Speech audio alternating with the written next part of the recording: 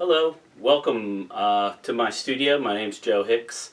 I work and live in Mount Rainier. I mostly make, functional pottery like these little pieces, like these mugs and steins. I also like to make a lot of decorative elements, like these vases and flower vases.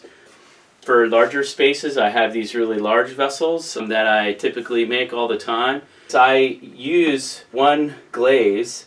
It's a glaze variation from a traditional Japanese glaze called Shino, and a lot of the characteristics are totally random, and it's more about serendipity and using your knowledge of the chemistry and the process to create the surfaces. I rely heavily on the firing process to actually decorate the work, and I use a gas firing kiln. So I'm using actual fire to interact with the surfaces of the pots to create these really interesting surfaces. And you can see every one of my pots, even though it's glazed with the same glaze, they're all one of a kind. So there's no real way to repeat anything. I do use consistent design elements, like a lot of lines and a lot of brushwork, and they kind of create the background compositional structure for the randomness of the fire and the glaze to kind of interact with that over top.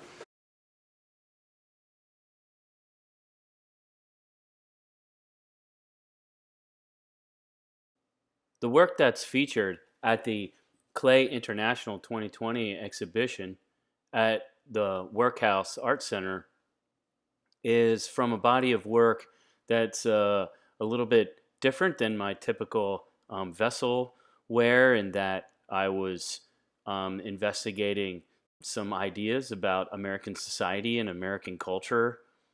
And the sculpture that's presented at this exhibition is titled Benign Ignorance. And these vessels are replicas of sugar molds used on American plantations to separate molasses from crystallized sugar. And they directly reference how pottery was used in the production of commodities in the international slave trade. This sculpture confronts the cruelty and brutality of slavery in early America.